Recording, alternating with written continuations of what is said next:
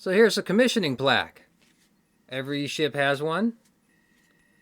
I don't recall ever seeing Discovery's commission plaque. I'll have to go look that up online. That must have been missed.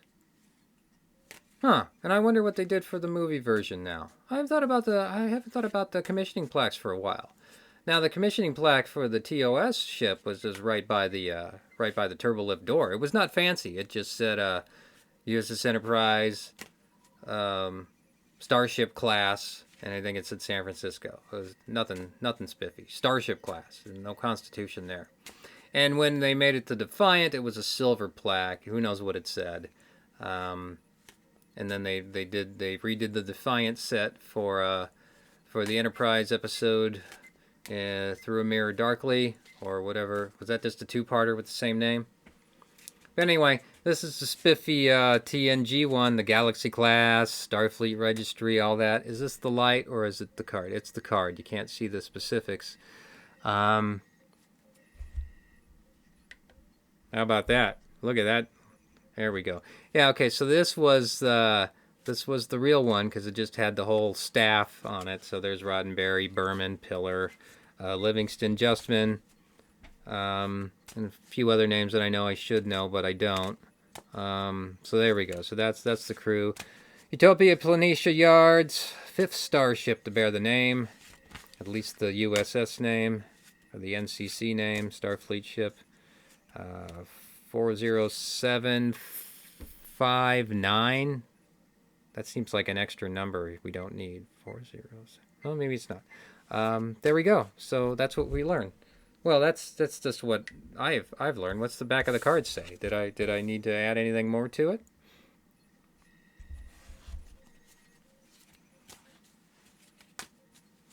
Oh, the Axum. I forgot about Axum. So, you know, wherever you are, there you are. Now, what's the Buckaroo Banzai one? Anywhere you go, there you are. Is that it? That's on one of the... So they started just having a game with it after a while. But I think this one's traditional, where no one has gone before. So that's the commissioning plaque. There we go. So I've decided today, as I shuffle the cards, this gets back to the 85 Trek cards in all their glory. So we'll keep the plaque question here. So we're back to the TOS questions because, you know, the bulk of trivia cards are going to be TOS. I'd love to get some Enterprise cards, but there's only one set that exists that have Enterprise questions. You know, that's the Trek trivia game from 2000. I guess they wouldn't have Enterprise questions. Oh, well, what am I thinking of? Maybe the All About Trivia or the Trivial Pursuit versions. Okay, those have the question. Those are behind me as well. All right, so there's a commissioning plaque. Where will we go on today's adventure? And this is the category Starfleet, whatever that may mean. Oh, and I got to keep in mind what I went wrong with last time is that I was thinking too much TOS in these questions, but they bring in the movies up to 85, so it goes up until Star Trek 3. How many chairs are provided for the crew members, including the captain, oh no, are you kidding me? This is going to take some math. I gotta do it in my head. Turbo lift door. On my right, Scotty. Another station. Another station. View screen. Another station we don't see. Spock station. No, let's do one more and then Spock station. So we're at 6. Then Uhura, 7. Captain's chairs, 8. And then 2 for Sulu and Chekhov. So 10. Although I feel like I may be off by 2. I might have added an extra outside of the station next to Scotty's. I feel like there should be one more there. Let's see how I did. Oh, we got to turn it around for this one. Okay, yeah, so much for that. So used to... Okay, now it's not only turning around, but it's upside down. 9. Ah, it's off by 1. I must have added. I think I added my extra one just like I said, it goes, maybe there's the Scotty in one other station, and then you have the environmental controls, and then you have view screen, and then 1, 2, 3. Let's see if I'm wrong. I don't have the Franz Josef manual down here. That's in the library upstairs. But hey, I'm off by 1. Not bad. That could have been worse. I like that question. That was fun. It was interactive. I got to close my eyes and think about things. And you came along with me. There we go. Okay, question 2. Oh, come on. 3. If this is... Well, there's... Was Star Trek 4 a court-martial? No. You know, we have traditional court-martial in the episode named court-martial. Right? I'm just going to move this over here. And... Well, but it's court-martial and it's the menagerie. So, I know menagerie a little bit better. So we had Kirk and Commodore Mendez, who wasn't Commodore Mendez, but we don't know that at the time. And then Pike. So you needed 3 flag officers for a court-martial of Spock. So 3 in TOS timeline. And yeah, it's odd that we don't have a court-martial that way in Star Trek 4. We go straight to the Federation Council instead. That doesn't make sense as you go through Starfleet. So, you know, in movieverse, there's always a confusion between Starfleet and the Federation as if they're interchangeable terms. We saw that with a quote from Pike in the 2009 movie, the Kelvin movie, where he says Federation, but he really means Starfleet. I'm still not over that. That's just sloppy. You spent that many millions on a movie and you couldn't get a consultant that could just flag that and go, these 2 terms aren't right, just change it. Wouldn't have taken long. I digress. Just gonna let that bounce off me and get into the ether, and I'll just deal with it. So 3 is my answer. I gotta find a better place to put this down so it doesn't come up in the microphone. So 3. 4? Well, okay. Who's the... Well, from the episode Court Martial, okay. And I skipped Court Martial altogether because I was thinking about the Menagerie, which follows almost like an episode later after Court Martial. Yeah, after Court Martial. All right. 4 then. There's no 4th on the Enterprise when Spock's court-martialed. Is that even a court-martial? Maybe it's not an official court-martial. I don't know what is going on. But he had Pike and Mendez and Kirk. There's no one else on the ship. That's 3. There are 4 judges. Now they're... Okay. I am humbled.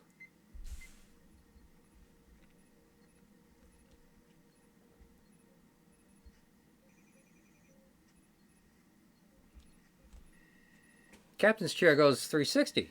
That's what it's designed to do. That's an awesome chair. I got to sit in one. I wish I would have bought it if they were still for sale and put it in my living room. But they're not for sale anymore. They had reproductions just for like a limited time, and I don't even know how much they were. I'm sure they were like $6,000 or more. But it was fun to sit in at the once again. It's like every third round I do this, I talk about Paul Allen's Star Trek collection, and I'm glad at least he has it on tour. And the chair wasn't even an original chair; it was just a reproduction they did. And I'm thinking they sold around 2014. It was awesome. They should make them again. It was great. Everybody wants to sit in the chair. That's the photo in my little channel icon, of course, but you can just see my head. You don't see the chair. The larger photo is me in the chair, but maybe that could be the thumbnail to this episode. So note to self: find the photo of me in the chair, and maybe we'll put it up on this episode. So yeah, it goes all the way around. That's 360, right? Halfway is 180. That's how that works. It just moves around. You can swing it. I can do this. Did you enjoy that? I'm kind of embarrassed that I just did that. Do I need to do this with every question? 360 or completely around. Yes. Get up and jump around. All right. Hey, we're doing all right on this one. Thank you, 1985. It's a fine year. I was 9 and 10. And that's the year when you're 10, your kind of personality gets set. That's my theory. And so everything you liked kind of stuck in there. And for me, it's 1985. I got my superpowers. Get up here. Here's the John Jones vintage superpowers collection, and I even have the Secret Wars stuff from the 80s here. This is early Iron Man. I guess you could see his head. Maybe I'll do another episode just on the superpowers toys. Okay, what am I talking about?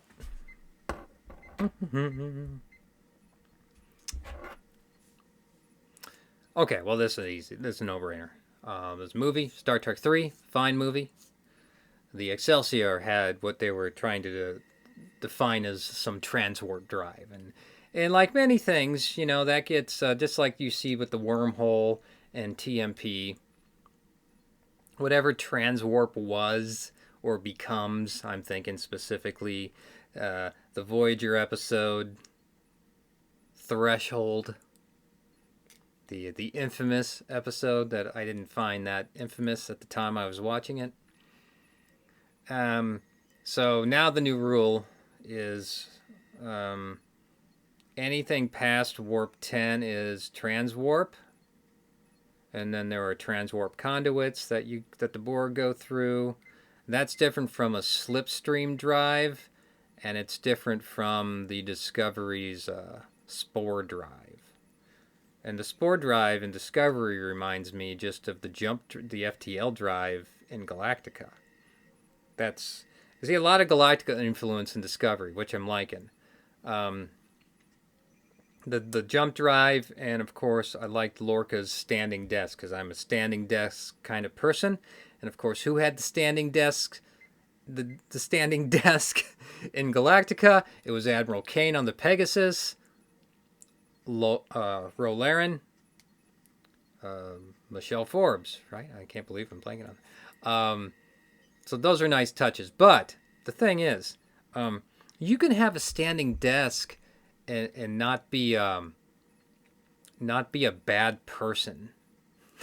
And there's nothing wrong with but they seem to want to relate that to just impatient and authoritarian folks like Lorca and Admiral Kane.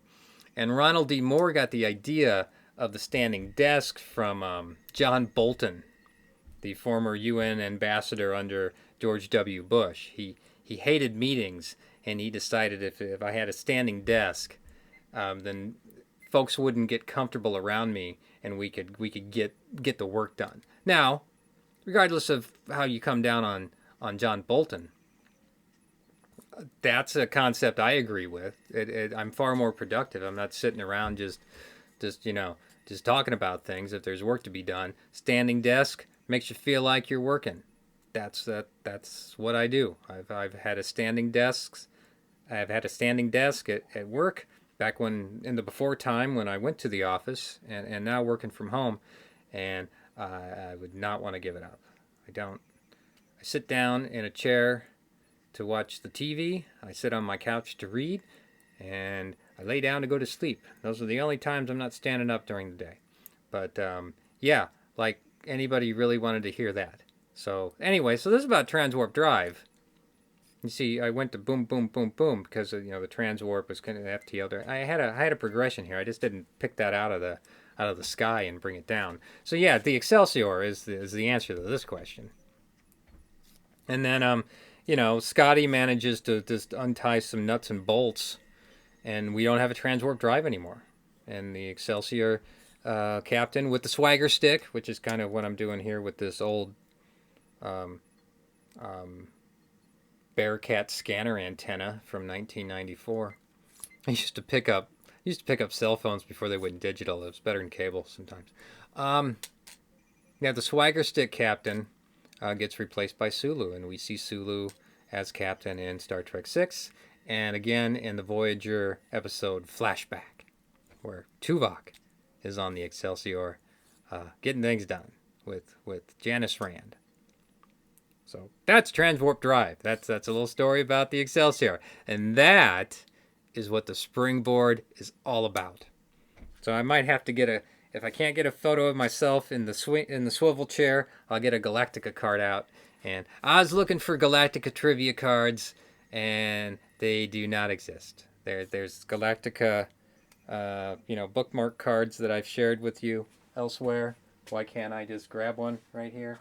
These are my bookmark cards. These are from the customizable, the game stuff. And I'm not interested in that. But they make great bookmarks. But here's a Raptor 101. I'm a big fan of Galactica in all its various forms. It's not un-Trek-like to enjoy Galactica because that's its own universe and it's got its own things going on. And feel like I need to take some time to discuss my love of Galactica. But, Trek's where it all starts, and there's plenty of Trek to go around, and plenty of trivia questions for Trek 2. All right, I'm not even going to flip the card. We know it's the Excelsior. Go watch Star Trek 3. And if my grandmother had wheels, she'd be a wagon.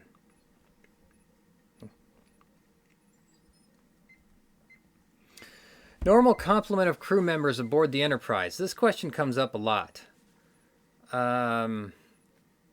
It came up just a couple rounds ago, right? So it's around 400 something, like 430. I could be wrong, but in the cage it was around 200, right? Now I don't know if this is supposed to be specific to an episode. If I'm trying to remember the card from a couple rounds ago, it was something maybe in the Ultimate Computer.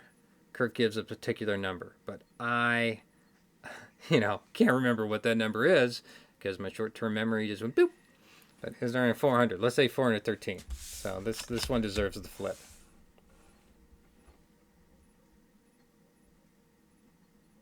$430. Oh, I should have said 430 because that's what I said. Pretty sure I said 430 a couple rounds ago. All right. That's what happens. That's why I won't be a great Jeopardy contestant because I'm overthinking too much in my life. But there we go. So 430 souls on the Enterprise. We don't know which one, but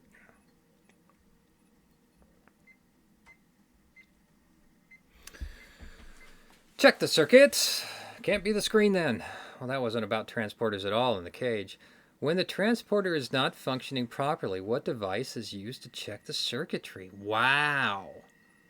And this is pre-next gen. I mean, I could do something like Heisenberg compensators for next gen, but 85 and before, this is a stumper.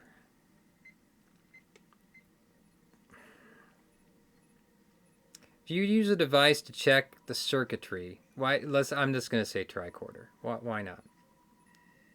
I don't know if the device has a name. Now, there was this Trident, looked like a Trident looking device in TOS. You saw it again in Trials and Tribulations in DS9. I don't think it was that device, but that thing was huge. I think you also saw it in the Doomsday Machine. I could be wrong about that. That's one of Scotty's. And then in TMP, before the transporter explodes and kills those two people out of nowhere, Scotty's got this oblong looking thing that a cone shape with the whole cones of light, and he's putting it over the council of light. I don't know what the name was. That's what I'm kind of getting at here. It's a long one. I haven't done a round like this in a while. Here we go. 430 and synchronic meter. You got me on that one. Congratulations. Is it it's not synchronic. It's synchronic, or is it synchronic? I like synchronic. that's a great new wave band from 1982, Synchronic. Yeah. Are we done? Is this it today?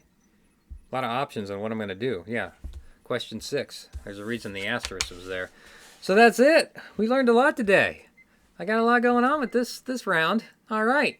I got some good headspace thoughts. Hopefully I'll remember them. Should maybe get my pen out and start writing some stuff down so I can do some headspace dives. You know, get notes, get some stuff ready, start thinking about this, that, or the other. But that's the day. And you should go and have one too. And remember, there will never be another day like today until tomorrow.